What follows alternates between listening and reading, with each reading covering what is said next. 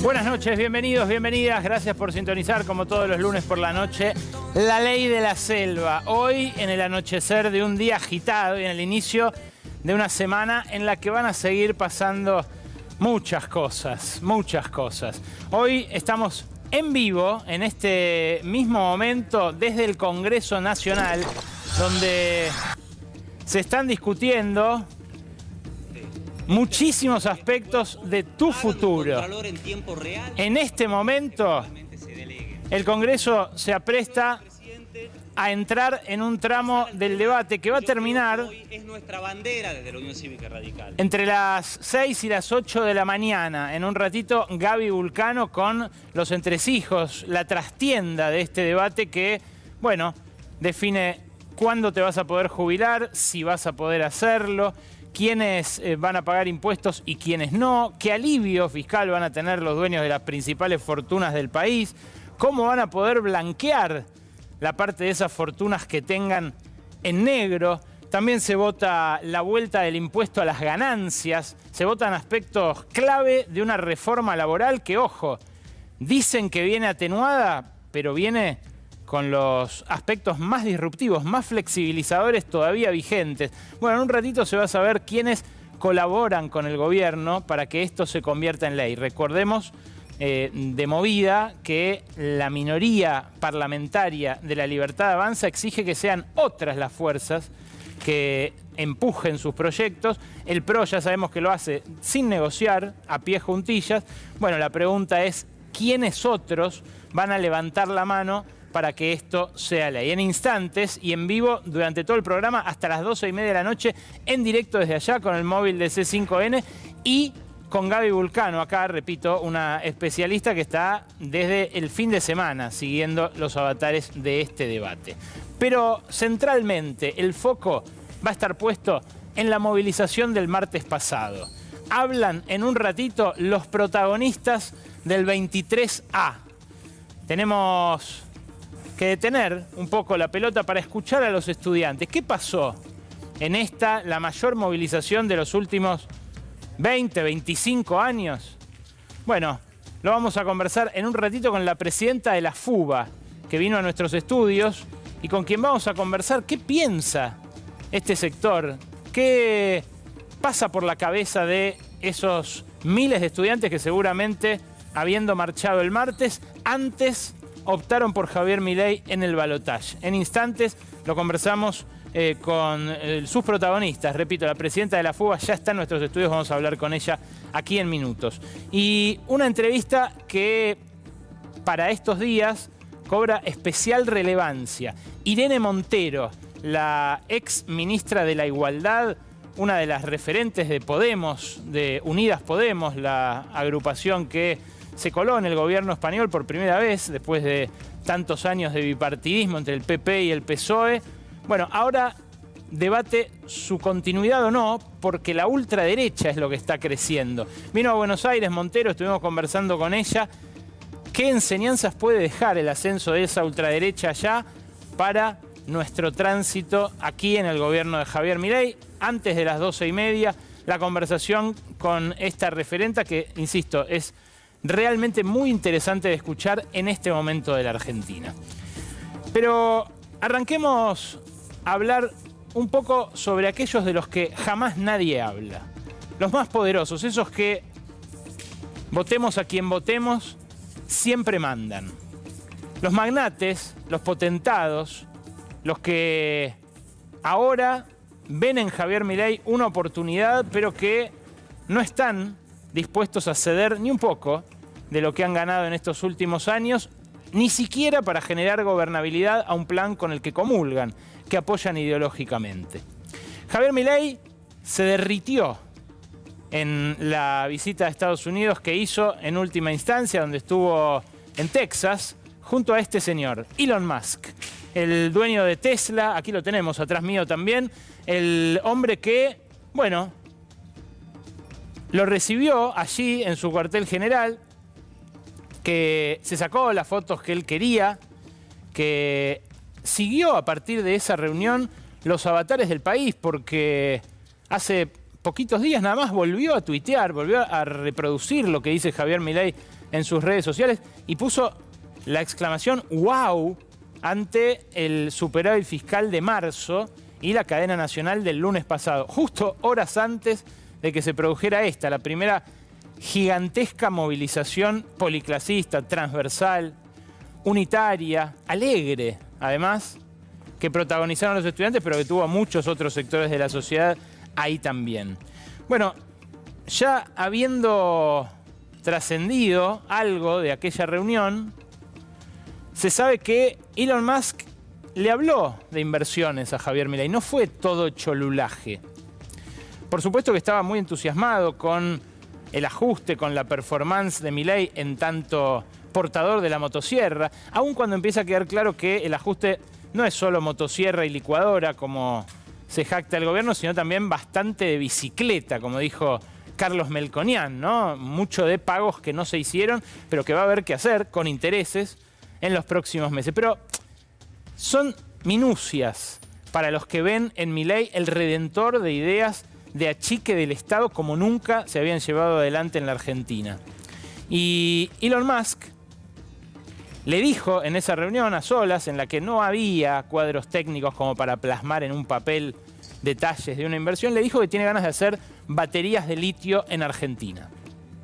Algo que, bueno, se sabe tiene muchos pretendientes, es un negocio donde pisan fuerte compañías ya estadounidenses, australianas, chinas, asociadas a capitalistas locales como José Luis Manzano, por ejemplo, que se mostró muy entusiasta también con el rumbo de Javier Milei en el Four Seasons, ese día que mandó a apagar la luz el presidente y dio un discurso allí ante unos 150, 200 empresarios del sector. Pero claro, le dijo que necesita determinadas garantías para una inversión como la de una fábrica de baterías de litio.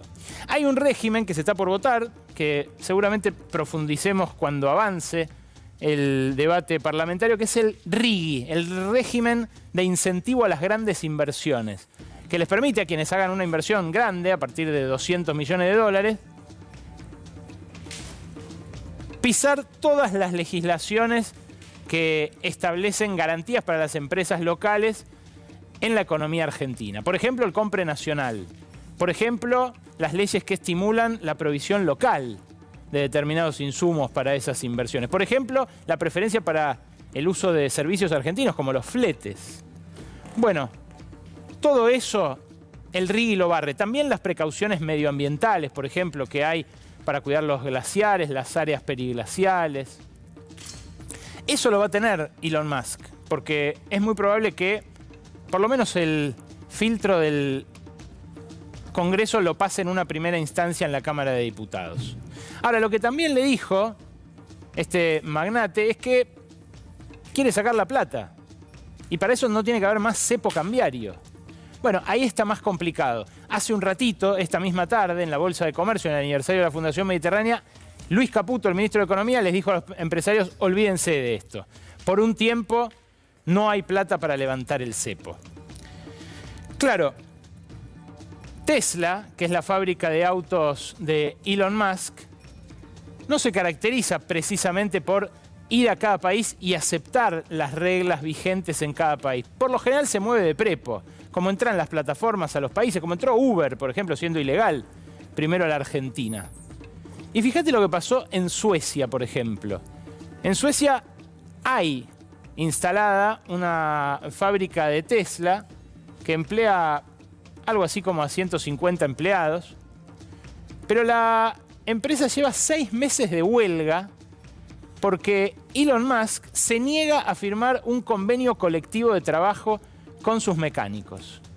Y los empleados suecos dicen que podrían flexibilizar esta regla para el caso de Elon Musk, tratándose de una empresa emblema, de un sector de avanzada, en la frontera tecnológica, pero que si lo hicieran, escuchá qué interesante, pondrían en riesgo todo el modelo sueco. Ese modelo que siempre miramos como el más avanzado en términos de igualdad, la educación pública, el lugar a donde los hijos del rey van con el hijo del carnicero a la escuela. Bueno, Ese modelo de igualitarismo basado en altos impuestos y en alta presencia del Estado es lo que combate ideológicamente Elon Musk allá y acá. Allá, no firmando el convenio colectivo de trabajo, y acá, diciéndole a Milei que está dispuesto a apoyarlo por las banderas que él representa. Y claro, Elon Musk tiene sus émulos locales también. Hay un empresario muy entusiasta, el más rico de la Argentina, que no oculta su simpatía por Javier Milei y que tampoco se lleva tan bien con las regulaciones. Me refiero a Marcos Galperín, el fundador y dueño de Mercado Libre, de Mercado Pago, heredero del gigantesco emporio Sadesa de las curtiembres, siempre protegidas por la legislación argentina.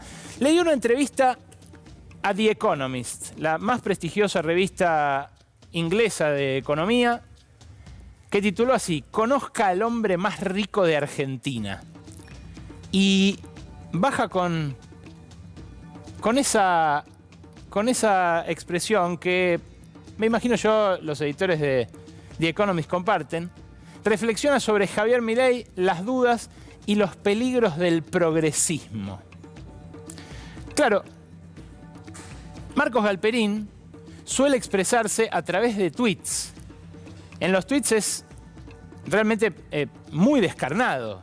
No tiene miramientos, modales a la hora de referirse a otra persona, y a veces llama la atención que el tipo más rico de un país mediano como Argentina, que un hombre que figura en la lista Forbes por los varios miles de millones de dólares que acumula en su cuenta bancaria, bueno, que se dedique a eso, ¿no? En las redes sociales. Bueno, en el reportaje se vio claramente que es lo mismo por escrito que oralmente, si está en familia, si está ante colegas o si está ante una publicación como la prestigiosa The Economist. ¿Por qué? Bueno, primero porque dijo que la economía argentina es como un atleta gordo, obeso, con cáncer, con SIDA y adicto a la cocaína. Evidentemente no ahorra en metáforas. Sino porque además, en esa misma entrevista, admitió que perdió plata durante los primeros 6 años de Mercado Libre. Dijo, hasta el 2004 perdimos guita, perdimos plata sistemáticamente. Recién llegamos al break-even, a igualar los ingresos con los costos, en el año 2004. Claro, en el año 2004 justamente se aprobó la Ley de Promoción del Software, la primera versión de la que luego sería la Ley de Economía del Conocimiento, que subsidió con ingentes sumas de dinero de los pagadores de impuestos argentinos, como dice Milei, ¿no? Que tenemos una palabra hermosa en el español para referirnos a eso, pero él usa un anglicismo. Los contribuyentes argentinos o pagadores de impuestos pusieron desde 2004 hasta ahora, por 20 años, plata en la alcancía de una empresa que en ese momento despegaba, pero que ahora se convirtió en la de más alta capitalización bursátil del país. Claro, el sábado, en su regreso a la arena pública, en un acto en Quilmes donde inauguró un polideportivo, Cristina Fernández de Kirchner se refirió a Marcos Galperín y a un debate que tranquilamente podría cruzar la discusión en la Cámara de Diputados. Ahora que le están rebajando impuestos a la riqueza a los dueños de las mayores fortunas del país y que van a subirte la cuota del monotributo a vos, o que te van a devolver el impuesto a las ganancias en tu sueldo si ganás más de 1.800.000 pesos brutos. ¿Por qué digo que podría volver? Bueno, porque con el dinero que el año pasado recibió Marcos Galperín en sus empresas del Estado Nacional, por ejemplo, se podría haber atendido la demanda de ajuste de gastos de las universidades durante este primer trimestre y habría sobrado guita. Se habría evitado, Javier Milei, este traspié impresionante de más de 1 millón de personas en las calles en los 4 puntos cardinales del país. Y créeme que es mucho dinero. Este es el gráfico que mostró la ex vicepresidenta, un gráfico que contempla los beneficios fiscales por 3 aspectos. Los beneficios fiscales por no pagar aportes a la seguridad social, los beneficios fiscales especiales por los aportes de un fondo especial para la economía del conocimiento y el régimen general de economía del conocimiento que, como ustedes verán, le representó 79 millones de dólares, según declara él mismo ante la Securities and Exchange Commission en Nueva York, porque está obligado, porque así lo establece la regulación de la bolsa neoyorquina, y 103 millones de dólares el año pasado. Claro, es un monto significativo, si se tiene en cuenta, por ejemplo, que sus balances arrojaron en ese periodo, en 2023, una ganancia de unos 1.150 millones de dólares en la Argentina. O sea que los beneficios fiscales que recibió Mercado Libre representaron más del 10% de la ganancia. Una ganancia que además, crecientemente, está invirtiendo Galperín en sus negocios en Brasil y en México, porque dice que en Brasil y en México las leyes son más acordes a las inversiones que él quiere hacer, que el mercado funciona mejor y que no está todo trabado como acá en Peronia, como él se refiere a nuestro país, al que además, como decía, se refiere como un gordo, obeso, adicto, enfermo de... bueno, todo lo que les decía recién. Mercado Pago y Mercado Libre protagonizan varias pulseadas con el Estado Nacional. Sobre todo porque en la medida en que se fueron haciendo populares los pagos con QR, Mercado Pago ganó una preponderancia por encima de los bancos que la puso a pelear de igual a igual sin estar sujeta a las mismas regulaciones a las que están los bancos.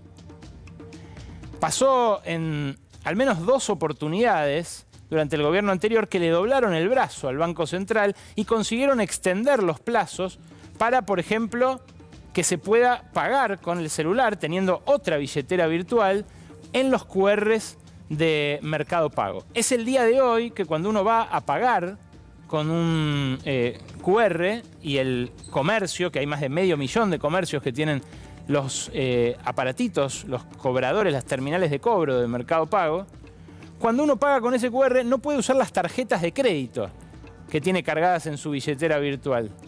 Claro, eso es frenar la interoperabilidad de los pagos. Y es lo que hace hasta ahora Marcos Galperín, retrasando las fechas en las cuales debería aplicar esas reglas iguales para todos. Él dice, llegamos nosotros primero, entonces nos merecemos tener un público cautivo. Bueno, es lo que discute toda la teoría liberal del desarme de los monopolios cuando se abre un nuevo sector a la competencia. Claro, Galperín tiene que cumplir con esta regla, la de que se pueda pagar con QR y usar tus tarjetas si tenés Modo, si tenés Getnet, si tenés Ualá, si tenés cualquier otra billetera, a partir de pasado mañana. Y sin embargo, en el ecosistema digital de las billeteras, empiezan a dudar. ¿Y si no cumple? ¿Y si no lo hace? Bueno, es interesante pensar qué va a poner Marcos Galperín para ayudar a un gobierno con el que simpatiza. Porque por ahora no es mucho, insisto, se la juega más por Brasil y por México. Y si uno se rige por lo que dice en la entrevista con The Economist o en sus redes sociales, tampoco va a ser mucho de acá en adelante. Mirá lo que puso hoy, por ejemplo, a la mañana. Celebró una iniciativa que lanzó un grupo de emprendedores, simpatizantes también de Javier Milei, para que se genere 1 millón de empleos mediante la contratación de un empleado por parte de 1 millón de empresas. Sí, así nomás. Dijo, muy buena iniciativa a esta de la Asociación de Emprendedores que dice, todos los emprendedores, pymes, productores, empresas medianas y grandes que se sumen, que generen un empleo los próximos 4 años en al menos 1 millón de distintas unidades productivas. Es algo que se da de bruces con toda la teoría económica, porque en general el que invierte es porque ve un negocio, ¿no?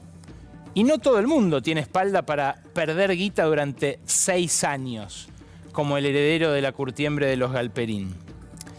Se da esto, además, en un contexto cada vez más frágil políticamente, para el gobierno, en un contexto signado por esta movilización que representó políticamente una bisagra. Fíjense, en parte el tono que adoptó Cristina el sábado fue más al choque, fue más violento, porque me da la sensación de que la expresidenta registró ese cambio de clima, registró la bisagra que representó ese millón de personas movilizadas. Y claro, ahí empieza a surgir el germen, la semilla, del bloque de poder que eventualmente va a rivalizar con Javier Milei. Milei está unificando en las calles a todos los que padecen su ajuste. Y ahí, en la movilización de la semana pasada, se vio nuevamente de la mano a sectores políticos que era inimaginable ver marchar juntos, a sectores políticos que incluso marchaban contra el ajuste a la educación en los 90, codo a codo, pero que después quedaron divididos por el kirchnerismo, por si uno era kirchnerista o era antikirchnerista. Fíjate, por ejemplo, este par de referentes de la movilización del martes. Martín Lustó y Emiliano Jacobiti. El vicerrector de la UBA, máximo referente político de allí, con un armado político que excede mucho al del rector, que tiene terminales en todas las facultades. Un Martín Lustó que, bueno, coquetea con la idea de una candidatura presidencial en algún momento, pero que sabe que para eso falta todavía que se reformule todo el mapa político, que termine de diagramarse, de repartirse de nuevo una baraja que voló por el aire con la elección de Javier Milei. Conviven en el radicalismo con gobernadores que no están tan dispuestos a ir al choque y que funcionan más bien como una especie de colectora del oficialismo.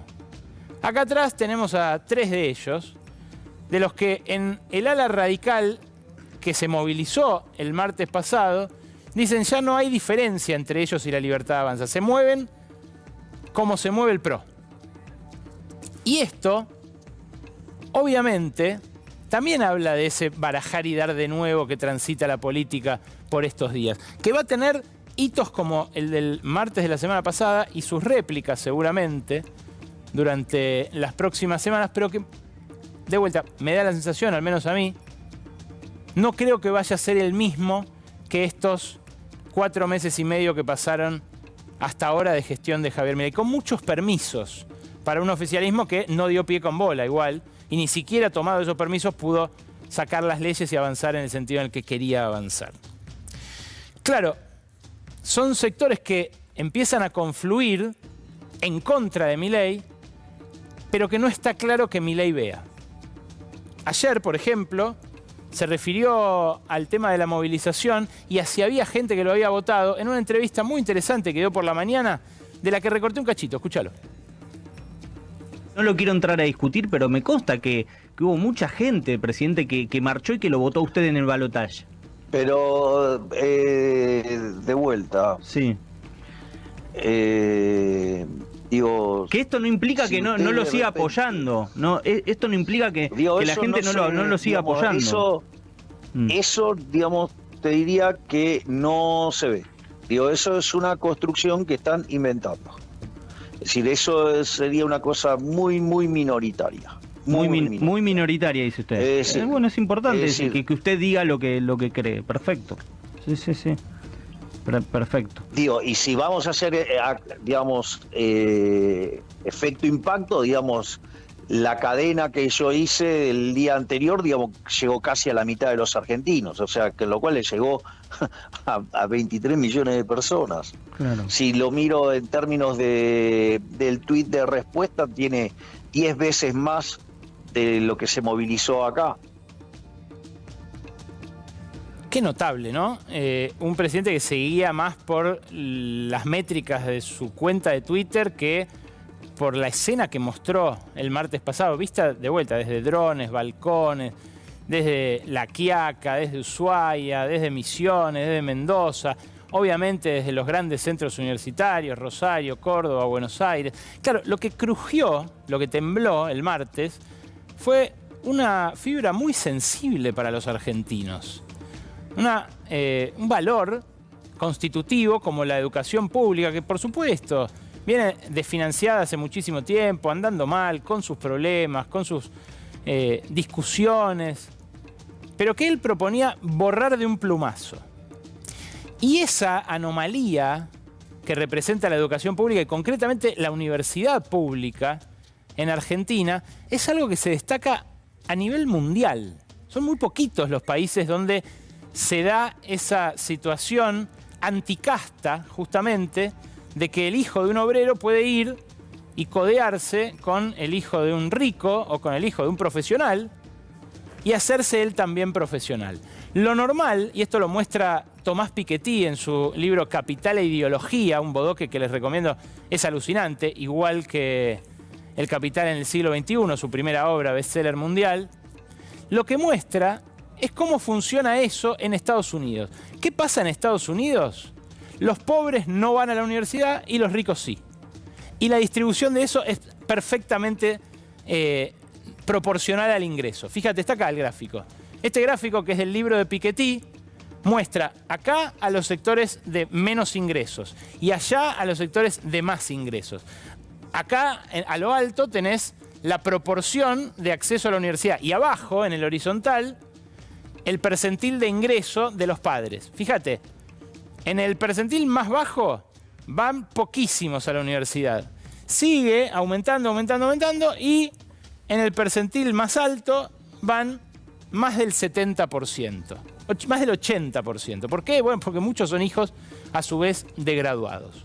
¿Cómo es este gráfico en la Argentina y qué explica lo que pasó el martes? Muchísimo más chato. Por supuesto, no es horizontal, porque si fuera horizontal habría igualdad de acceso para todas las clases sociales a la universidad, y eso no es así.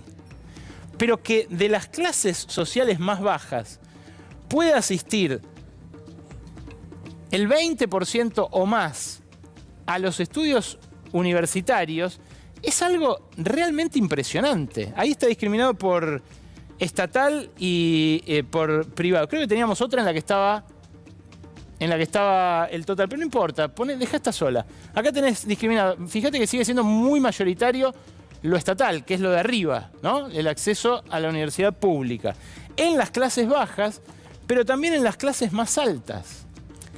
Y esto de que los universitarios sean más en las clases más altas es usado por los libertarios como un argumento para que deje de ser pública y gratuita la universidad. Dicen, les pagamos a los ricos la universidad. Pero miran mal, porque lo destacable de Argentina es que sea más o menos igualitario, por supuesto, con pico en los sectores más ricos, pero mucho más chata que la estadounidense, esta curva de ingresos y posibilidad de hacerse profesional. Claro, la verdad es algo que, bueno, a nosotros no nos sorprende, ¿no? Pero que a gente de afuera, gente sobre todo que viene a estudiar a la Argentina, la sorprende y mucho. Y que está calculado de 1000 maneras, no representa un costo para el país, representa una ganancia por la cantidad de profesionales que después, en la Argentina, nos curan, nos educan, administran nuestra hacienda, median en nuestros litigios, en fin, construyen nuestras casas, nuestros puentes, en fin, todos los alcances que tiene la educación superior en la Argentina. Acá tenés el gráfico que te decía más chato, sin discriminación de público ni privado. Acá está la cantidad de asistentes a universidades y terciarios, que, como te digo, es muchísimo más chata que en Estados Unidos. Claro, Milei está reconciliando en las calles a sectores que hasta ahora no se habían encontrado. La CGT marchando con los radicales, la Franja Morada marchando con el trotskismo. Bueno, son cosas que se ven muy poco y que en los últimos años casi no se vieron. Y sin embargo, lo que está pasando ahora, en este momento, con la ley ómnibus en el Congreso, vuelve a unificar a sectores castigados en contra del proyecto de La Libertad Avanza. A la mañana bien temprano, cuando ya sabían que iba a empezar el tratamiento de esta ley en el Congreso, los trabajadores aceiteros, por ejemplo, frenaron la exportación de granos. Ahí los tenés, a los delegados en las principales plantas de crushing, avisando que iniciaban una huelga por tiempo indeterminado. Por tiempo indeterminado, contra el impuesto a las ganancias, que a ellos les va a pegar a todos, porque negociaron sueldos muy altos, acordes a la inflación, y contra la reforma laboral que flexibiliza muchos de los derechos contenidos en la ley de contrato de trabajo. No son los únicos. El gremio pesquero también advirtió que inicia una huelga por tiempo indeterminado, y la pesca es uno de los sectores a los cuales apunta el régimen de incentivo a las grandes inversiones como anzuelo, valga la metáfora, para que lleguen esas grandes inversiones, esos grandes desembolsos al país. Hay muchos otros sectores que se están viendo dañados. Obviamente los empleados estatales, hablábamos de ellos la semana pasada, que son los que peor parte se llevaron del ajuste salarial, los de la mayoría de los gremios, que están hoy a la intemperie de la inflación, por supuesto el precariato, ¿no? La gente que no tiene ni gremio, ni vacaciones, ni aguinaldo, ni nada de eso. Pero también los consumidores. Mañana carguen nafta, porque pasado vuelve a subir, ¿eh? Sí, pasado es 1 de mayo. Vuelve a subir. Y no sube solo la nafta. Sube la nafta más o menos un 7, del 5 al 7%. Pero los trenes suben el 50%. La luz vuelve a subir, ya subió en marzo. El gas va a pegar un subidón tremendo. En un contexto en el cual el pedido del gobierno empieza a parecerse a un ruego. Cuando Milei les dijo en el Yao Yao, pongan los huevos y inviertan, parecía una chanza. Pero hace un ratito, a las 7 de la tarde, el ministro de Economía se los dijo así a empresarios que lo fueron a escuchar al aniversario de la Fundación Mediterránea. Entonces es muy difícil, de vuelta, hay un presidente con el coraje para hacerlo, la sociedad está soportando eso, apoyando eso, aprovechémoslo. O sea, también depende mucho de los empresarios. Si ustedes se ponen realmente, compran este cambio, no solo con el voto, sino con las acciones, e invierten, ¿qué va a pasar? La economía va a crecer. Si la economía crece, nosotros vamos a recaudar más. Como vamos a mantener el gasto en términos reales constante, si recaudamos más, vamos a tener superávit. Y si tenemos superávit, vamos a poder bajar impuestos. Hay una sociedad que está aguantando. Aprovechen, dice Caputo, como si se tratara de una oferta por tiempo limitado. Y sí, probablemente sea una oferta por tiempo limitado. Es de lo que estamos hablando, de la gobernabilidad que hasta ahora esa explosión del sistema político le garantizó a un Milei que avanzó como topadora, pero que empieza a encontrarse con barricadas en ese avance arrollador. Claro, ¿quién va a invertir en este contexto? El que vea un negocio. ¿Qué es negocio en este momento en Argentina? Mirá, por ejemplo, las ventas en los supermercados. Este es el dato de Sentia, de las cadenas de consumo masivo. Tengo el total, después tengo el de las cadenas y el de proximidad. Poneme el total primero, Rodo, por favor. En el total, que suma las cadenas y los negocios de proximidad, o sea, los chinos, ahí lo que se ve es ese desplome. 7,5% en marzo. En abril, me dicen fuentes que ya están en la cocina del próximo número, fue una caída casi igual. Estamos hablando de ventas en volúmenes de artículos de primerísima necesidad. Había habido una sobreventa en estos últimos meses del control de precios de masa, sobre todo en las grandes cadenas, que todavía tenían los precios cuidados. Claro, se la veía venir todo el mundo, la estampida. Pero nadie creía que iba a ser tan pronunciada la caída. Y mirá si lo discriminamos en cadenas y en autoservicios. En cada caso podemos ver por rubro el desplome que se dio. Y fíjate, primero en las cadenas tenés que caen casi todos los rubros, menos el de las compras impulsivas. Cae higiene y cosmética 12%. Esto estamos hablando del mes de marzo, ¿eh?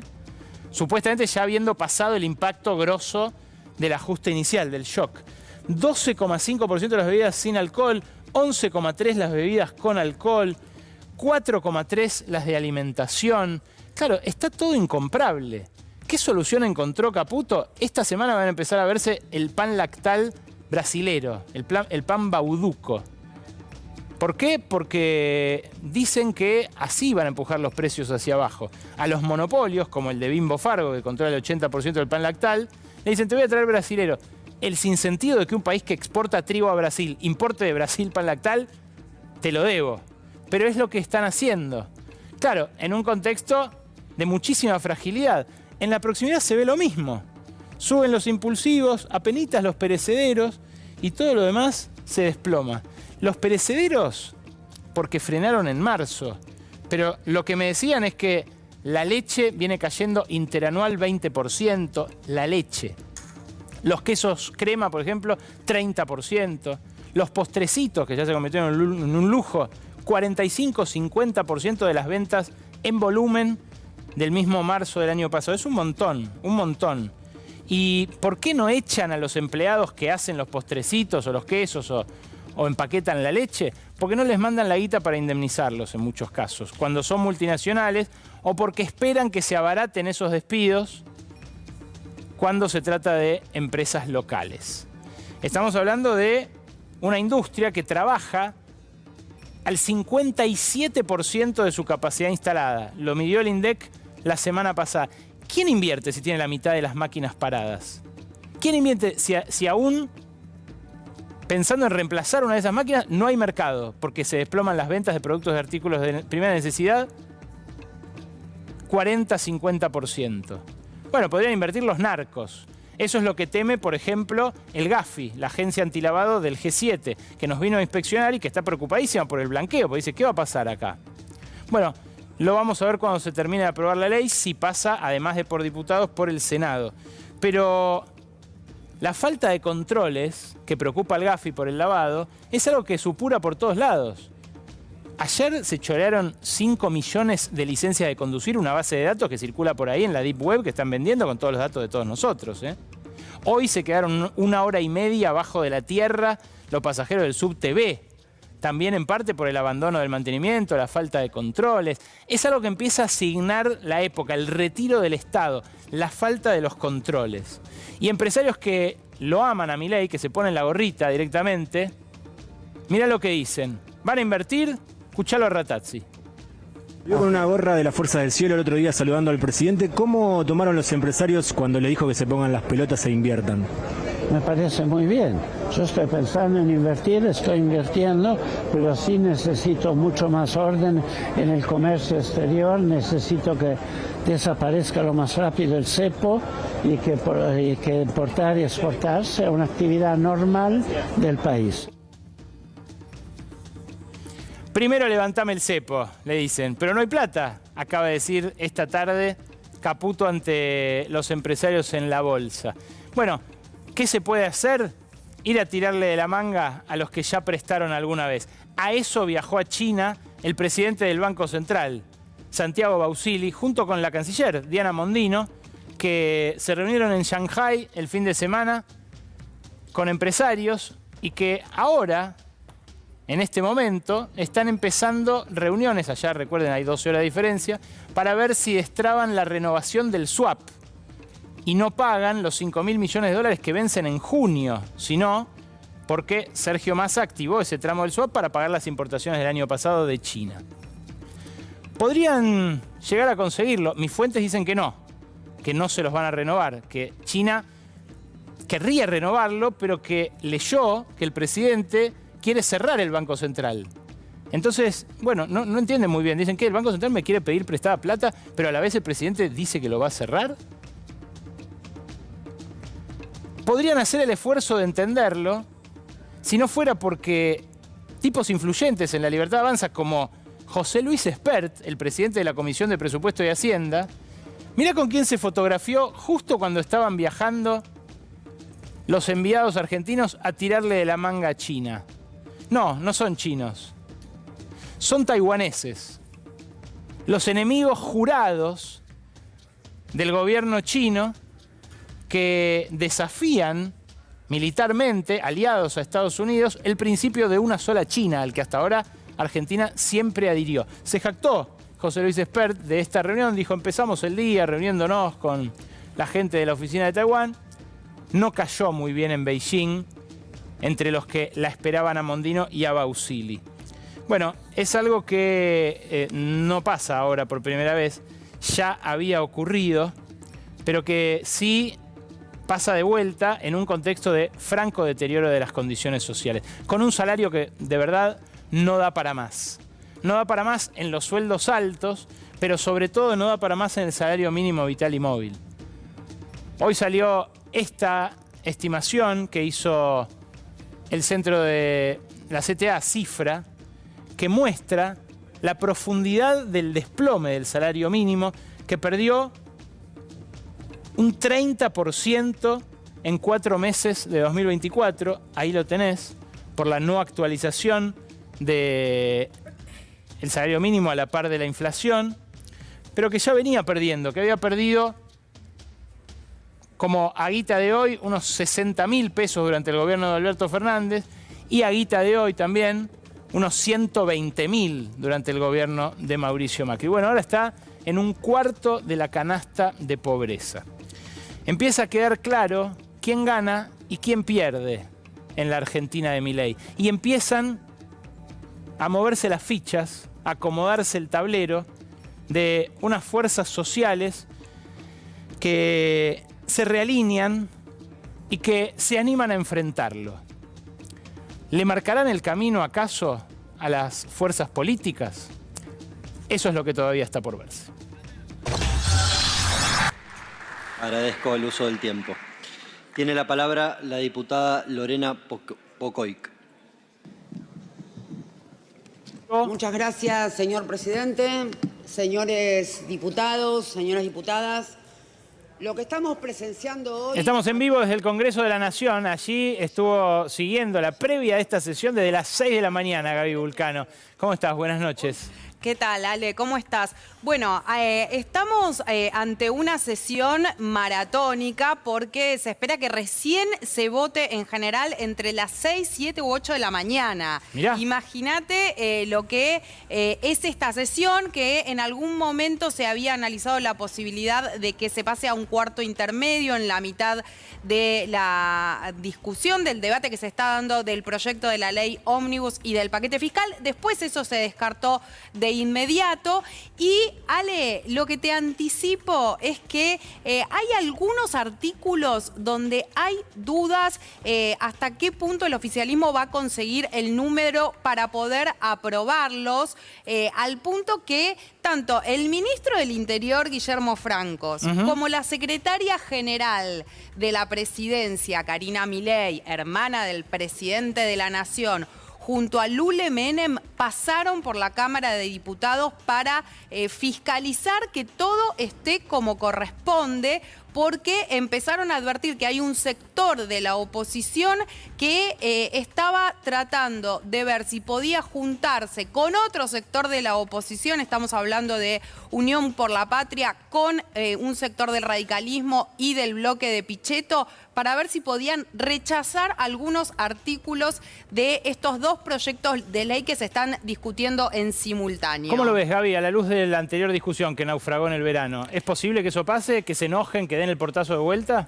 Es difícil que pase porque el oficialismo se encargó de que llegara todo al recinto mucho más charlado, conversado, negociado, pero también sucedieron algunas cosas, como por ejemplo lo que estamos viviendo por estas horas, que tiene que ver con el paro de los aceiteros, donde eso hizo que se encendieran las luces en la oposición, claro, porque les están diciendo, che, ojo que si avanzan con lo que es la reversión de ganancias, nosotros vamos a continuar con este paro indeterminado, por tiempo indeterminado. Obviamente ahí empezaron algunos jefes de bloque a empezar a hablar con sus legisladores y decir, che, veamos hasta qué punto se puede mantener esto de apoyar lo que es ganancias. Bien. Hoy te diría que el oficialismo tiene el número para poder aprobar ese artículo, pero no están tan seguros. Algunos dicen estamos un poquito justos y lo mismo pasa con algunos otros artículos que después te voy a ir contando. Gaby, gracias. Estamos en vivo desde el Congreso Nacional, así que en cualquier momento volvemos hacia allá, ponemos alguna intervención relevante si la hay y lo analizamos aquí con mi compañera Gaby Vulcano. ¿Me acompañás? Vamos a... Hace un montón que quería entrevistar al presidente o la presidenta, mejor en este caso que sea una presidenta de la Federación Universitaria de Buenos Aires. Lucille Levy, gracias por venir. Muchas gracias a vos por la invitación. Encima sos de mi facu, de Económicas, ¿no? Exactamente, sí. ¿Sigue a oscuras Económicas? ¿Cómo? ¿Sigue a oscuras? Sí, lamentablemente sí. Económicas y toda la UBA. Todas las universidades públicas. Bueno, la UBA hace menos de 10 días declaró emergencia presupuestaria y todavía estamos en la misma. ¿No era entonces que estaban exagerando, como dijo Milei? No, al apagar los ascensores, al apagar las luces de las aulas. Para nada. De hecho, la realidad acá es que hoy la UBA y todas las universidades nacionales cuentan con 1/3 del presupuesto y se les está haciendo imposible funcionar de la misma manera que lo veníamos haciendo, con ese orgullo y con esa bandera de prestigio que tanto caracteriza a las universidades públicas nacionales. Hoy hubo una reunión donde estuvo el rector. ¿Se destrabó algo? No. ¿En serio? No, pero esperamos que la reunión mañana que tiene el CIN, que es lo que integran todos los rectores de las universidades nacionales, que se pueda llegar a un acuerdo. Entiendo que hoy no se habló del tema, sino que se manifestaron los nuevos canales de diálogo, pero esperamos que mañana sí verdaderamente se pueda llegar a un acuerdo para que las aulas sigan abiertas, para que los pasillos estén prendidos, para que los ascensores estén funcionando y para que todos los estudiantes tengamos un futuro. El presidente dijo que es un reclamo lícito, un reclamo noble, pero que lo prostituyeron. ¿Qué pensás cuando escuchás algo así? Que todo lo contrario, digo, creo que más de 1 millón de personas en todo el país y 800.000 personas acá en la ciudad manifestándose con la única consigna que era la defensa de la educación pública, que es lo que todos queremos, lo que todos entendemos como una prioridad para el desarrollo de la Argentina. Creo que el país hoy se resuelve con más educación y no con menos. Y también es importante destacar que por parte del Gobierno Nacional se dijeron varias cosas a lo largo de este último mes. Originalmente que no había un desfinanciamiento, después que bueno, que hay un ajuste general, después que están a favor de las universidades públicas, que la verdad que celebramos que se reconozca esto porque realmente es importante. Pero antes decían lo contrario. Exactamente. Decían que la universidad pública se adoctrinaba y que Milei ha llegado a decir que era el cáncer de la Argentina. Mira, te puedo decir que primero me parece una falta de respeto hablar así de las universidades públicas porque es desprestigiarlas y creo que figuran en los rankings mundiales muy altos, son las mejores 100 del mundo. Eso en primer lugar. Y después con respecto al adoctrinamiento, creo que no hay nada más lejano al adoctrinamiento que la universidad pública, donde justamente se debaten todas las ideologías, se estudian todos los pensamientos, donde conviven en la misma aula personas de distintas situaciones socioeconómicas y sin embargo acceden a la misma educación de calidad con el mismo docente y que también ese es el valor que tiene la universidad pública, que es justamente igualar, que es justamente ese valor agregado que te da una formación no solamente profesional sino también personal, que es por lo menos lo que a mí más me gusta de la universidad pública o de la UBA. ¿Qué estudias vos? Contadora. Me recibí de contadora y ahora licenciada en administración. Ah, mirá. Contador, yo que estudié economía ahí, es una carrera donde casi todos laburan. No sé si sigue siendo igual que hace 20 años. Sí, por supuesto. Y también nos hace como reflexionar un poco también sobre el mérito y el esfuerzo. Si es que realmente se valora y se reconoce el mérito y el esfuerzo de aquellos que se levantan a las 5 de la mañana para entrar a las 7 a cursar, después irse a laburar. Digo, muchas veces escuchamos hablar de aquellos argentinos de bien. Bueno, si existen estos grupos, los estudiantes universitarios no lo somos, no tenemos el derecho a estudiar, no tenemos, no creemos que realmente no hay que hacerle este recorte total y brutal que se está llevando adelante. Creo que realmente la marcha fue un llamado de atención y donde todos alzamos la voz, no solo estudiantes, también docentes, trabajadores no docentes, que sin duda también están sufriendo muchísimo en la pérdida del poder adquisitivo de su salario. Digo, todos unidos por la universidad pública. Todos entendemos a la universidad pública como una prioridad, como un orgullo y por una de las pocas cosas en el Estado que funcionan bien, para no decir la única, y también una herramienta totalmente igualadora. En el balotaje no había radicales. estaba Sergio Massa y Javier Milei. Vos sos de Franja Morada. De Nuevo Espacio. Bueno, de Nuevo Espacio.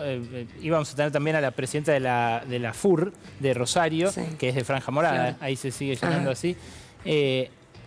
¿A quién votaste? Me reservo mi voto para mí, pero bueno, por supuesto que ninguna propuesta sin educación es algo que voy a acompañar a lo largo de los años. Y de los compañeros tuyos que fueron a la movilización, ¿conoces a alguno que haya votado a Milei? Miles. ¿En serio? Muchísimos, sí, muchísima gente dentro de la universidad acompañó a Milei por otras cosas, digo, eso es totalmente respetable, yo tengo muchas amigas incluso, pero no están de acuerdo con este financiamiento brutal que se está llevando adelante. Bueno, ¿viste el fragmentito que puso en el editorial donde a Milei le preguntan y dice, no, eso no existe? La gente que me acompaña a mí o que me votó, que haya ido a la movilización, no existe. Yo vi muchísimos.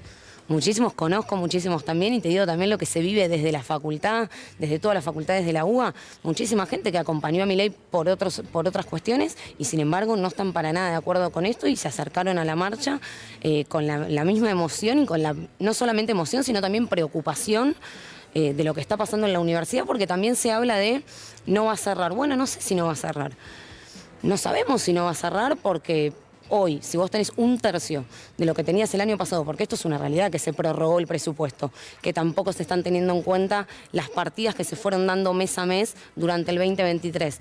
Entonces, la verdad, yo no estoy tan segura de que no vaya a cerrar. Y en esa gente que lo votó a Milei y que marchó el otro día, ¿qué discusión se está dando? ¿Qué ves vos? ¿Se arrepienten? Dicen, no, lo van con otras cosas, pero en esto no.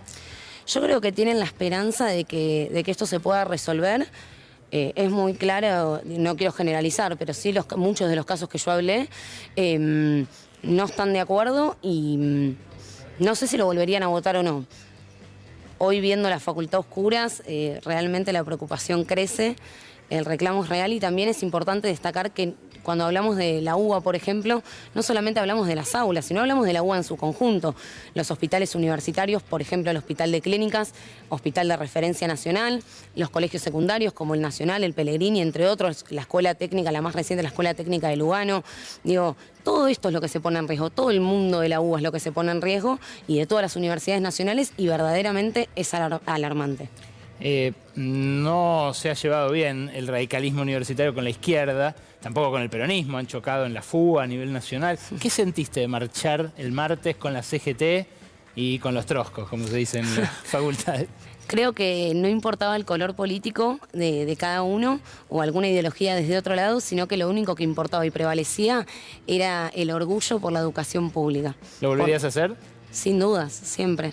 Sin dudas, creo que justamente no fue una marcha partidaria, fue una marcha de la sociedad queriendo decir, mira, con la universidad, digo, es algo que funciona bien, es algo que todos queremos, es algo de lo que nos enorgullecemos y que somos reconocidos y que incluso, la UBA, salió un dato muy interesante que estuvo circulando, que la UBA tiene 15 veces menos de presupuesto u 8 veces menos de presupuesto que la Universidad Nacional de México y que la de San Pablo, y aún así compite palo a palo en los rankings internacionales. Entonces creo que hasta incluso se hace bastante magia con el presupuesto que hay, porque vos bien decías hace un rato, vienen sufriendo un recorte, un ajuste histórico, pero esto es totalmente distinto, porque esto no es que le impida a la universidad seguir mejorando, esto le impide a la universidad seguir funcionando. Es verdaderamente una locura y uno en la marcha estaba con muchísima emoción al ver un montón de gente de toda la sociedad, desde gente grande hasta gente mucho más chica, y también uno se da cuenta que verdaderamente es algo que se está poniendo en riesgo y que todavía no hay una respuesta, no hay una solución. Si se reconoce que hay un desfinanciamiento, bueno, un 70%, no llega al superior al 2,80 que tiene la inflación hoy en día. No tenemos ni para empezar. ¿Sirve? Sí, obvio, todo sirve. Pero no tenemos ni para empezar. Y creo que realmente se tiene que reconsiderar y realizar un cambio de actitud en el gobierno nacional. Lucil, gracias por venir a La Ley de la Selva. Muchas gracias a vos por la invitación. Nos vamos a la tanda y volvemos con el minuto a minuto de lo que pasa en el Congreso y una entrevista imperdible. Irene Montero, ex ministra de la Igualdad de España, en un momento en el que entró en crisis el gobierno español, el de Pedro Sánchez, habla de las derechas a nivel global y de cómo enfrentarlas. Quédate aquí. Atrás a la comisión el primer texto, porque en ese primer texto, señora presidenta, en ese primer texto, lo que hacían además era agregarle tributación a las economías regionales. Pero mire si nos ocupábamos de Sigue el debate en el Congreso, en la Cámara de Diputados, sobre este paquete ómnibus, 223 artículos que tienen blanqueo, rebaja de impuestos a los ricos, aumento de los impuestos a sectores como los de los monotributistas, tiene la reforma laboral y tiene la vuelta del impuesto a las ganancias. Son todos temas que están ahí en discusión y que vos me decías, algunos pueden estar en medio en un tembladeral, Vulcano. Sí, uno de esos temas tiene que ver con la reversión de ganancias, donde incluso hay dudas qué puede pasar con algunos diputados de Unión por la Patria. ¿Por qué te digo esto, Ale? Porque desde ese bloque, del bloque que conduce Germán Martínez, ya adelantaron que van a votar en contra en lo que es la votación en general y por lo tanto se entiende que también van a votar en contra de muchos de los artículos o de la totalidad de los artículos en lo que va a ser la votación en particular. ¿Pero que se puede no hacer eso? ¿Se puede votar en contra en general y después, por ejemplo, ir a votar a favor de algún artículo? Se puede hacer eso y algunos lo que creen es que puede haber diputados, por ejemplo, los que responden al gobernador de Catamarca, Raúl Jalil, que en lo que tiene que ver puntualmente con el artículo de reversión a las ganancias, acompañen, porque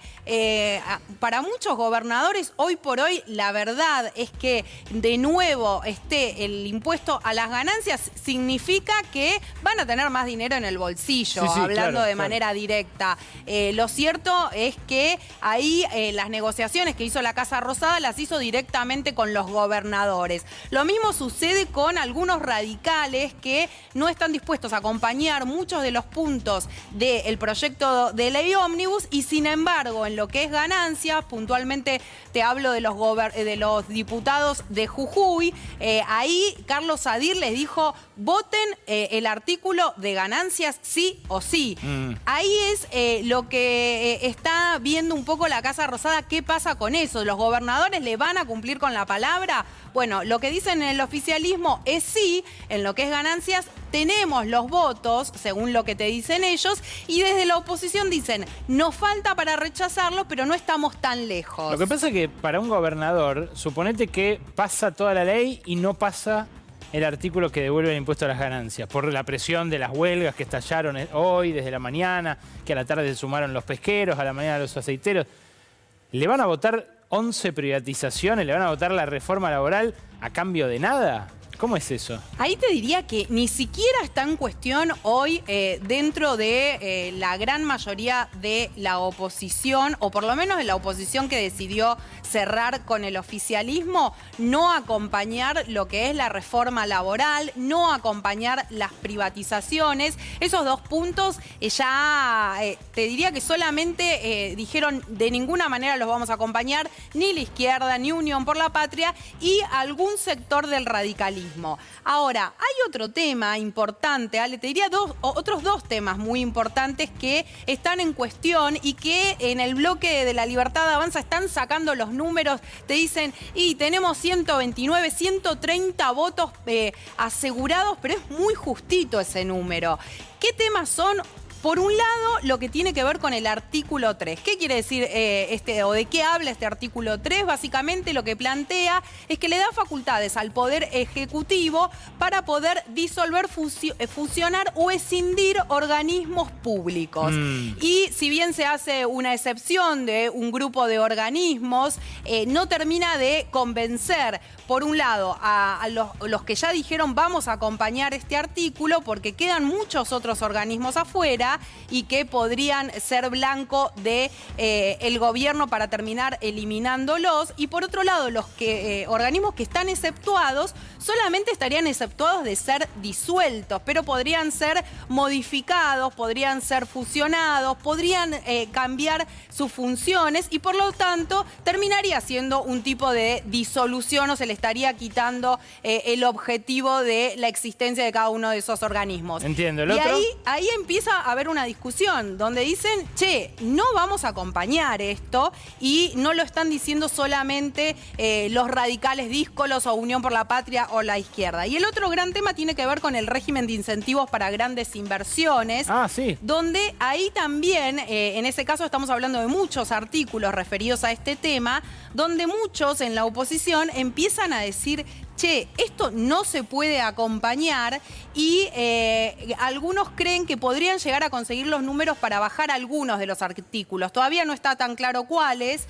Lo que dicen es que estos incentivos que se quieren dar a determinadas empresas, sobre todo empresas extranjeras, para que haya una llegada mayor de inversiones al país, empieza a generar ruidos también por presión de algunas empresas nacionales. Es que está en alerta máxima toda la industria metalúrgica, porque les permite, por ejemplo, importar máquinas usadas a quienes vengan a hacer una gran inversión en el país. Se supone que uno quiere una gran inversión en el país para que esa empresa grande que viene a invertir, a hacer esa gran inversión, compre acá. Y si le permiten traer máquinas usadas, no va a comprar nada. Así es, Ale. Esto que vos decís te haría el paralelismo con el tema de ganancias, donde los diputados y las diputadas empiezan a sentir la presión, por un lado, de los sindicatos. Hablábamos antes de los trabajadores aceiteros que anunciaron un paro por tiempo indeterminado y empiezan a acusar recibo de eso, donde les están diciendo desde determinados sectores de la sociedad, en este caso de los sindicatos, che, no pueden aprobar la reversión de ganancias. Y por otro lado, en lo que tiene que ver con el RIGI, lo que les dicen es, muchas empresas nos van a terminar fundiendo a nosotros si ustedes avanzan con los artículos que están proponiendo en este proyecto de ley. Ahora, vos decís, ¿están o no están los votos para estos tres temas? Yo te diría que hoy el oficialismo hasta ahora tiene asegurados los votos para aprobar esto. Tienen toda la madrugada para seguir negociando, y de ahí que tanto Francos como Karina Milei, como Lule Menem, hayan decidido ir al Congreso, hayan decidido ir a la Cámara de Diputados. Y están para ahí, todavía tratar están ahí. de ver.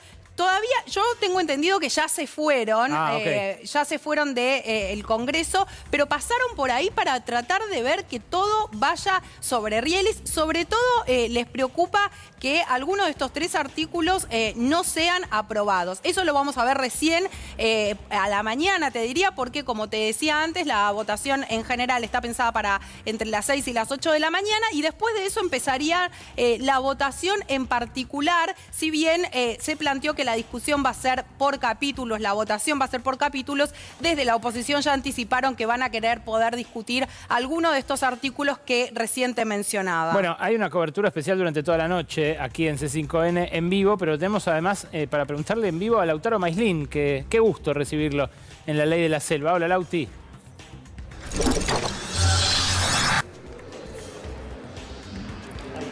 Estás en vivo, Lauti. ¿Cómo estás, querido? Buenas noches. Uy, a ver si nos escucha en el móvil de C5N en el Congreso. Está Lautaro Maislin desde allí, desde el Congreso, también desde temprano. ¿Nos escuchás, Lau? Bueno, reconectamos en cualquier momento. Estaba hasta recién. Le hizo una nota a Martín Tetaz, diputado del radicalismo, pero más cercano a las posiciones del PRO y del oficialismo, que decía esto. Como si vos un partido de fútbol que venís perdiendo 6-0 en los primeros 80 minutos, después en el minuto 81 metés un gol, vos decís, en el minuto 81 te voy ganando 1-0, sí, en ese minuto, pero en los minutos anteriores te comiste 6. Los salarios están muy golpeados, sufrieron mucho, y sí, el índice de salario, si uno mira el último índice de salario, da 14,3% para un mes que tuvo 11% de inflación. Esto es un promedio y hay muchísimas paritarias que sí están consiguiendo acuerdos razonables. Hoy que escuchamos el caso de aceiteros, uno va escuchando algunos casos y dice, bueno, van o el de bancarios que van empatando o tal vez ganando algún mes. No es el caso de la mayoría de los trabajadores, obviamente. La última, ¿qué es lo que menos te gusta de la ley? No me gusta la estafa electoral del impuesto a las ganancias, que el presidente que ganó las elecciones bajando y eliminándolo y diciendo que el impuesto era una inmundicia y un robo, 6 meses después diga que ahora necesita el impuesto a las ganancias para poder gobernar.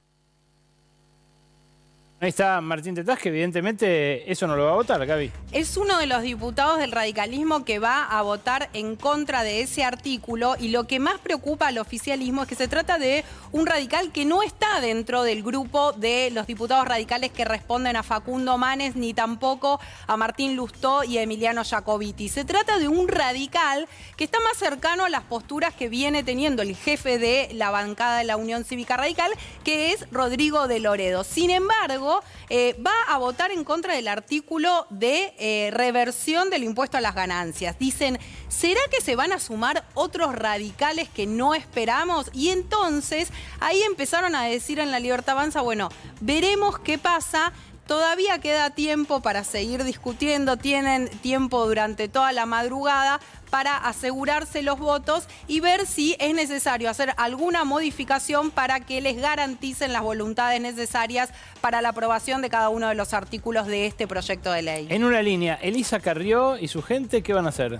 Elisa Carrió anunció ya ayer que la coalición cívica se va del bloque que encabeza Miguel Ángel Pichetto y en muchos de los temas van a votar en contra, no van a acompañar. Está en duda todavía qué van a hacer con algunos de estos puntos que te mencionaba antes, pero son parte de quienes están entablando conversaciones con Unión por la Patria, con el radicalismo y con algunos otros diputados y diputadas de fuerzas opositoras. Pichetto recontra a favor, Randazzo sí, recontra a favor. Sí, todos ellos a favor. Gracias, es Gaby Vulcano con toda la información del Congreso. Si es preciso volveremos allí donde está Lautaro y ya saben, toda la noche C5N va a cubrir esta votación decisiva para el futuro del país y decisiva también para el rumbo del gobierno. Ahora, la ley del gallinero y ya vamos al reportaje con Irene Montero.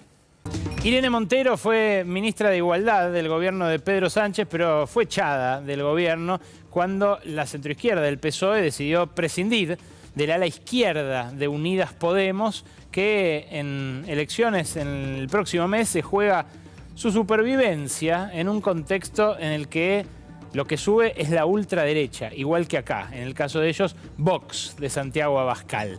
Pero es muy interesante escucharla a Irene Montero sobre esas ultraderechas que crecieron antes allá y que acá en 2 años saltaron del panel de intratables a la presidencia. Una conversación con esta exministra, esta importante dirigente de la izquierda española que hemos tenido en la Fundación Rosa Luxemburgo hace un par de días y que compartimos con ustedes este primer fragmento, unos 8 minutos sobre Argentina, España, esa derecha y la deriva del capitalismo mundial.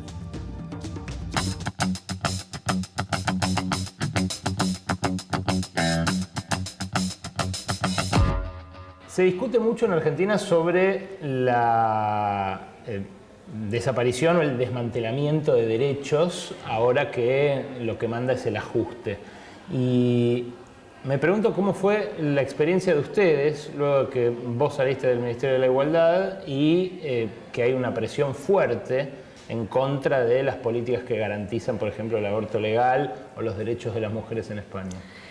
O sea, yo parto de la idea de que digamos, el mundo no funciona, el sistema no funciona, la forma de organizar la vida, la economía no funciona y eso lo ve todo el mundo. Yo creo que esa, en forma de intuición o en forma de experiencia cotidiana, todo el mundo entiende que las cosas tienen que cambiar. Y creo que la apuesta en este momento por el feminismo y la paz, esos son los 2 procesos políticos que pueden profundizar la democracia y garantizar derechos. Entonces, frente a ello, evidentemente, hay toda una serie de elementos reaccionarios que quieren sostener un sistema de privilegios y un sistema de desigualdad que para ellos es enormemente beneficioso, ¿no? Y desgraciadamente también hay una parte de los sectores progresistas o que se llaman de izquierdas y que se identifican de izquierdas que se han dado cuenta de una verdad histórica y es que construir derechos, avanzar en derechos, tiene un coste político. Porque como implica enfrentar un sistema de privilegios y un sistema de desigualdad, los que mandan sin presentarse a las elecciones, los poderosos, van a hacerte pagar. Entonces hay yo creo que hay unos sectores en el progresismo que han comprado la idea bien porque han comprado ese relato o ese análisis, o bien por miedo a asumir el coste político de avanzar en derechos, de que el feminismo es el responsable también de las derrotas electorales de los gobiernos populares, o que cuando las feministas vamos demasiado lejos, como dijo el presidente del gobierno en España, ¿no?, pues entonces hay problemas para la izquierda. Y yo creo que es todo lo contrario. Precisamente somos las feministas y el avance en derechos feministas lo que está diciéndole a la sociedad que la democracia puede funcionar. Lo que la gente ve es que la democracia no funciona. Que elija a quien elija, mandan los banqueros, mandan los fondos buitre, mandan las grandes potencias internacionales, que si Estados Unidos y Europa quieren guerra, van a ser cómplices con Israel y se va a poder permitir con total impunidad un genocidio en la Franja de Gaza. Entonces, precisamente el feminismo y la apuesta por la paz son los procesos políticos que a la gente le dicen con claridad, no, la democracia puede funcionar, tú puedes decidir sobre tu propia vida, las cosas pueden ser de otra manera. Podemos tener derechos, podemos tener vidas dignas. Y por eso yo creo que, que hay que apostar por ello, incluso en los momentos de más oscuridad, ¿no? Incluso cuando hay teóricos compañeros, ¿no?, gente que debería estar a tu lado, o por supuesto tus adversarios, los sectores reaccionarios, recortando. Y sé que a veces el estado emocional es de mucha tristeza, ¿no?, porque ves cómo se puede desmantelar muy rápido todo lo que has conquistado.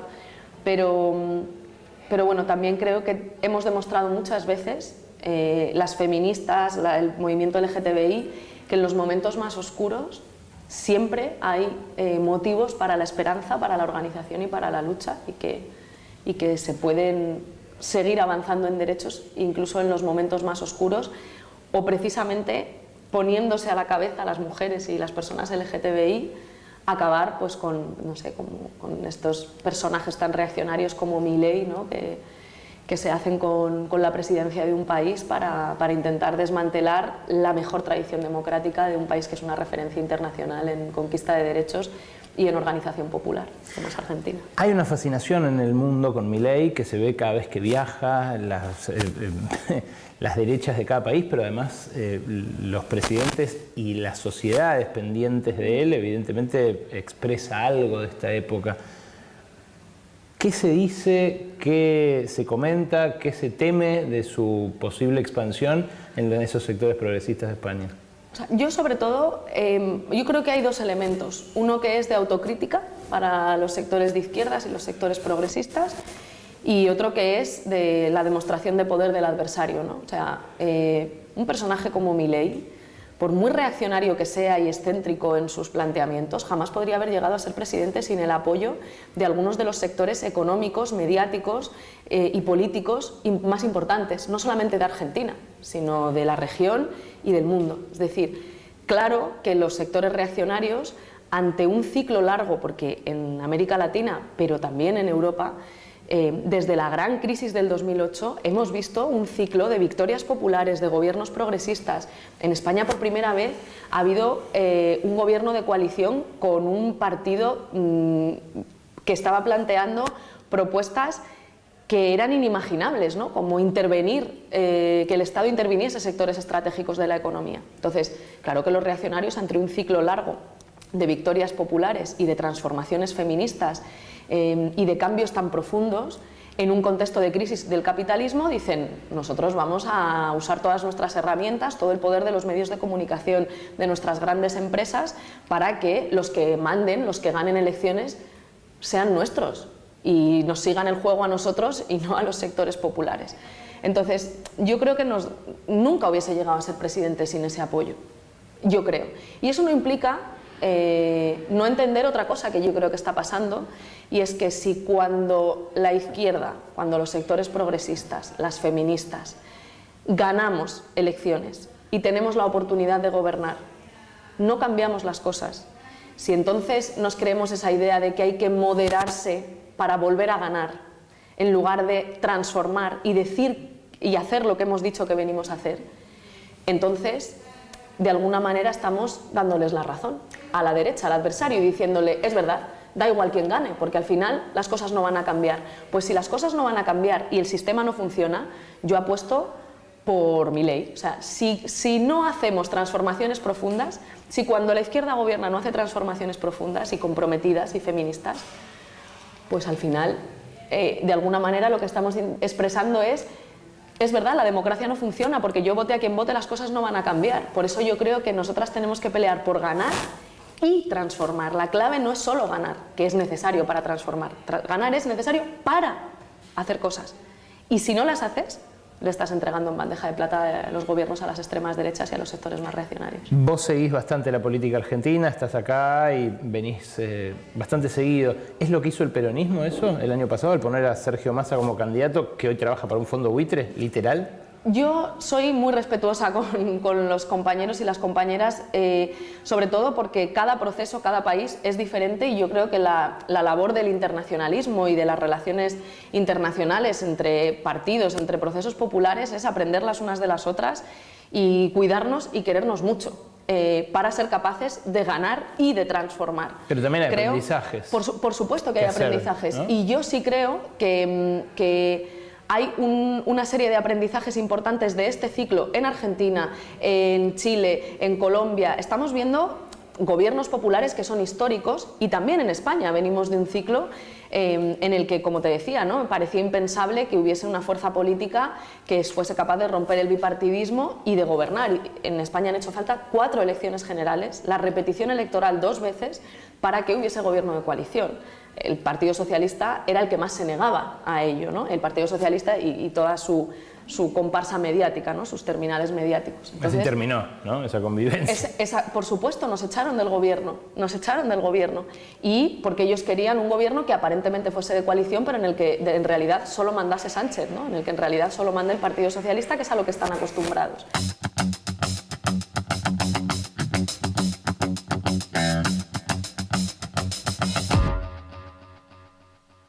Lo más interesante es que Podemos inventó el concepto de casta.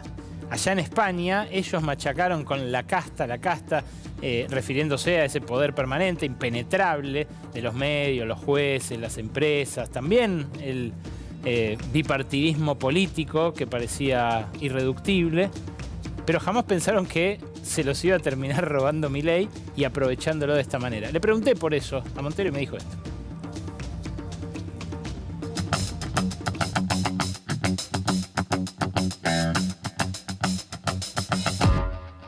Esos que mandan todo el tiempo es lo que ustedes, cuando empezó Podemos, llamaron la casta. Me fascina pensar que ustedes acuñaron un término que fue tan popular, que expresó tan bien el malestar con ese poder permanente, y que acá lo usó tan hábilmente la ultraderecha, que nos puso a todos a discutir esa casta. ¿Quién es casta, no? Claro, ¿y qué es y quién es? ¿Cómo vivís esa situación? Tienen evidentemente un enorme poder primero, ¿no?, para identificar los malestares, y después para instalar sus preguntas y sus marcos, ¿no? Si son los propietarios de la mayoría de medios de comunicación, también, pues bueno, ¿no? No sé, digamos, yo no les resto inteligencia a nuestro adversario, no me gusta hacerles de menos, pero digamos que con tanto poder, en este caso mediático, incluso aunque no fuesen los más inteligentes, tienen capacidad, porque controlan los medios, las tertulias, para instalar esas preguntas. Pero más allá de haber instalado el término, digo, ¿qué sentís vos cuando justamente un producto de esa casta utiliza ese término y tan exitosamente? Siento que eso demuestra que estamos en un momento de una profunda disputa ideológica. Como el capitalismo está en una enorme crisis y ellos no saben cómo recomponerlo. Pero a la vez, a nosotras, aunque estamos teniendo victorias históricas en muchas partes del mundo, tampoco estamos siendo capaces de hacer nacer completamente lo nuevo. Es un momento muy gramsciano, ¿no? Lo viejo no termina de morir, lo nuevo no acaba de nacer, y aparecen los monstruos, decía, ¿no?, en esa tan conocida cita. Entonces, estamos en ese momento en el que la disputa es ideológica. Lo que hay no vale. Tenemos que decidir como sociedad, como humanidad, hacia dónde nos dirigimos. Hacia que cada uno pueda ser quien es sin sufrir discriminación por ello, hacia que todos tengamos garantizado, por el hecho de ser personas, una vivienda, comida, un trabajo digno, la posibilidad de ser felices, Y también derechos que hay que nombrar, las vacaciones, el descanso, el disfrute, la felicidad, ¿no? La conciliación, la posibilidad de que tus hijos e hijas vayan a una escuela pública de calidad, o vamos a un sálvese quien pueda, a la ley del más fuerte, ¿no? Y que la pelea sea del último contra el penúltimo, mientras otros acumulan y acumulan desproporcionadamente riqueza, como decía yo el otro día en el Congreso. ¿Pero para qué quieren tanto dinero? ¿Para comprarse un yate con 2 piscinas y helipuerto, como Amancio Ortega, que es uno de los empresarios más poderosos de España, ¿no? El dueño de Inditex, de Zara? ¿Para qué quieren tanto dinero? Mientras hay gente que se muere de hambre. Bueno, pues como la disputa es ideológica y estamos preguntándonos cómo vamos a vivir, cómo vamos a organizar las cosas, ellos disputan ideológicamente, y cuando ven que hay una disputa ideológica fuerte con la idea de casta, que señala muy bien la diferencia entre arriba y abajo, el que tiene el privilegio y el que no tiene poder, el que vive muy por encima de sus posibilidades y el que tiene sus derechos completamente vulnerados, lo cogen y se lo reapropian. Y entonces de repente hablan de casta como, no sé, uno que lleva mucho tiempo dedicado a la política, por ejemplo, o como alguien que ha gobernado durante muchos años, aunque lo haya hecho al servicio del pueblo y garantizando derechos, ¿no? Porque ellos se dan cuenta de que la disputa es ideológica y que si vacían de significado las palabras que sirven a los sectores populares para darse cuenta de la raíz de la desigualdad, que es que para que un señor tenga un yate con piscina y helipuerto, tiene que haber varios miles de muertos de hambre, porque lo siento por expresarlo con esta crudeza, pero es así. Y se tienen, para que haya empresas que hacen negocio con la sanidad pública, tú tienes que tener centros de salud o hospitales o consultorios médicos en los que no hay pediatras, en los que llevas a tu hijo o tu hija y no hay pediatra, pues vacían ideológicamente esas palabras, tratan de apropiárselas. Entonces, yo lo que creo es que el mayor error de la izquierda es renunciar a la disputa ideológica, decir, uy, estos vienen muy fuerte, vamos a quedarnos callados y así ganaremos. No, vamos a disputar ideológicamente.